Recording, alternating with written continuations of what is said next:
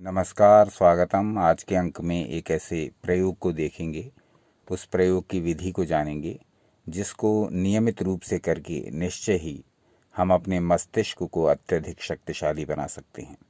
हम अपनी एकाग्रता शक्ति को बढ़ा सकते हैं, हम अपनी स्मरण शक्ति को बढ़ा सकते हैं और तमाम प्रकार की मानसिक व्याधियों से दूर रह करके एक सुखद जीवन जी सकते हैं। मन हमारे पूरे जीवन को प्रभावित करने वाला, हमारा शरीर भी हमारे मन की आज्ञा पालन करता है। जहाँ भी हमारा मन कहता है हमारा शरीर वहीं जाता है। तो ये मन यदि वश में हो, ये मन यदि शांत हो, ये मन यदि उचित निर्णय लेने वाला हो, ये मन यदि उद्वेलित ना हो, ये मन यदि शांत रहकर निर्णय करने वाला हो, ये मन यदि सोच विचार की शक्ति से पूर्ण हो, तो क्यों ना ये जीवन सार्थक हो जाएगा, क्यों ना ये जीवन सफल हो जाएगा। तो हमारा मन ही हमारे सारे जीवन को प्रभावित करता है। मन एव मनुष्याणाम कारण बंधन मोक्षयो। ये मन ही कारण है हमारे बंधन का और ये मन ही कारण है हमारे बंधन से मुक्ति का। कितनी सुंदर बात शास्त्रों में कही गई। एक मन ही हमारी मुक्ति का भी कारण है और यही मन ही हमारे बंधनों का भी कारण है। तो इस मन को शांत कैसे रखें, इस मन को कल्याण की ओर कैसे लगाएं, इस मन को उचित दिशा में कैसे लगाए रखें, इसके लिए एक बड़ा सुंदर उपाय शास्त्रों में बताया गया है जो महर्षि घेरंड ने बताया है। उस उपाय के साथ दूसरा उपाय करके, ये दोनों उपाय एक साथ करके यदि हम इसको नियमित प्रयोग करें तो देखेंगे कि हमारा मन न सिर्फ पहले से अधिक शांत रहने लगा है, बल्कि हमारी सोच विचार की क्षमता, हमारी तर्क करने की क्षमता, हमारी आरोग्य, मानसिक आरोग्य सर्व प्रकार से हमको प्राप्त होगा। सर्व प्रकार से मानसिक आरोग्य प्राप्त करने का अर्थ मन अपना कार्य प्रॉपरली करेगा। जो विकार इसे घेरते रहते हैं, जो व्याधियां इसे प्रभावित करती हैं, उनसे दूर रहते हुए ये अपने काम को, इसका कार्य क्या है, हमें उचित मार्ग की ओर ले जाना, हमारी जीवन यात्रा को सफल बनाना, ये मन का मूल कार्य है।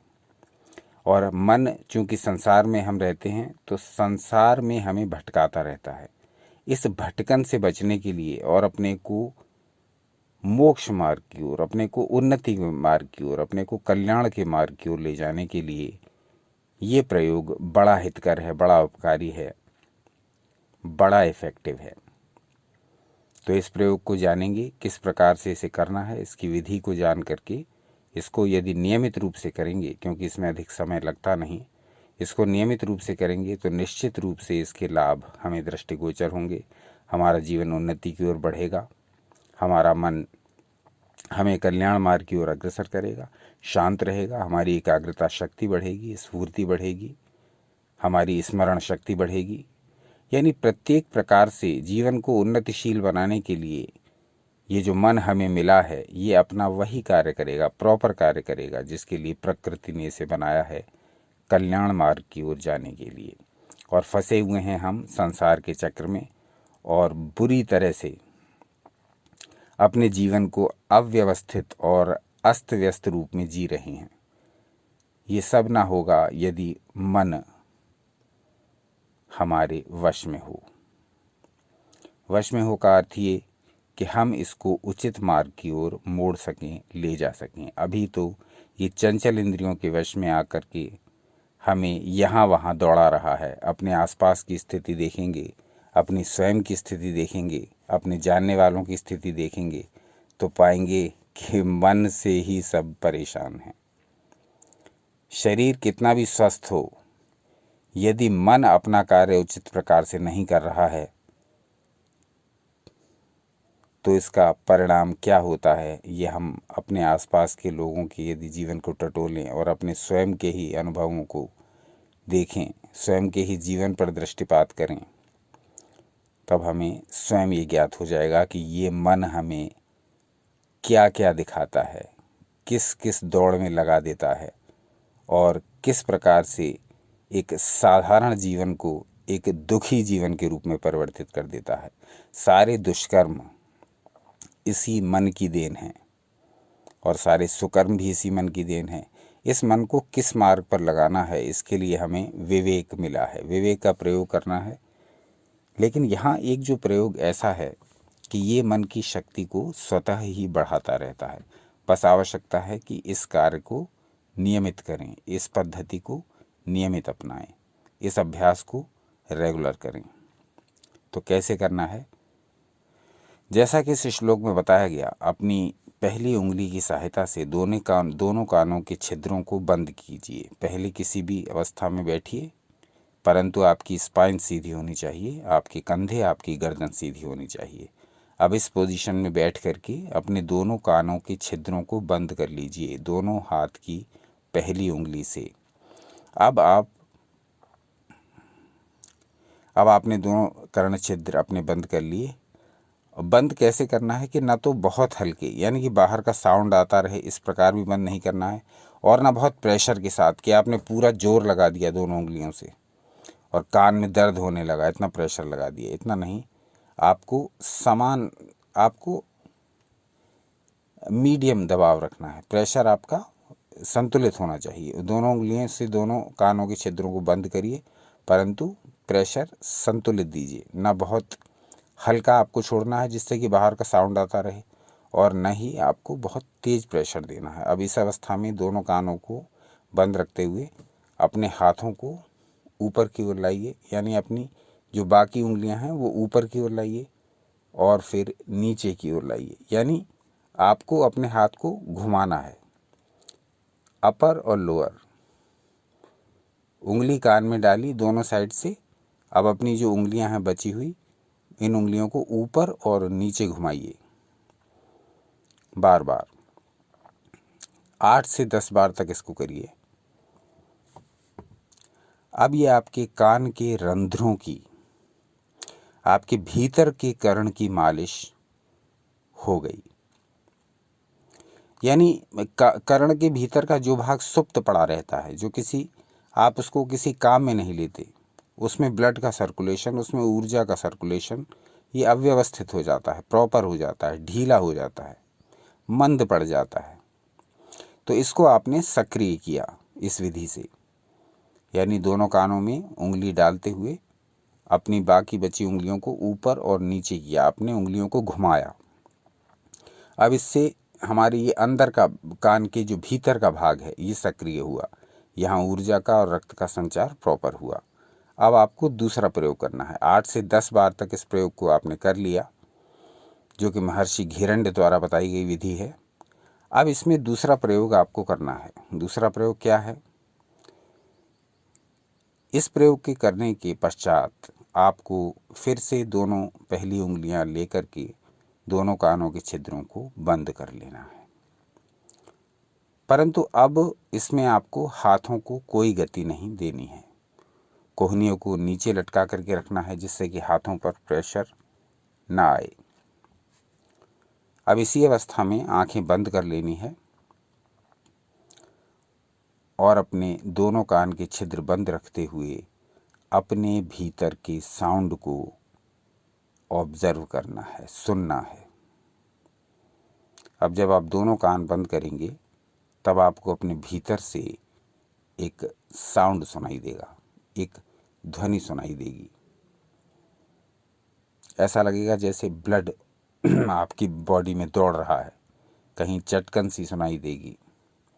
अलग अलग प्रकार की ध्वनियाँ सुनाई देंगी। ध्यान से इन ध्वनियों पर ध्यान लगाइए।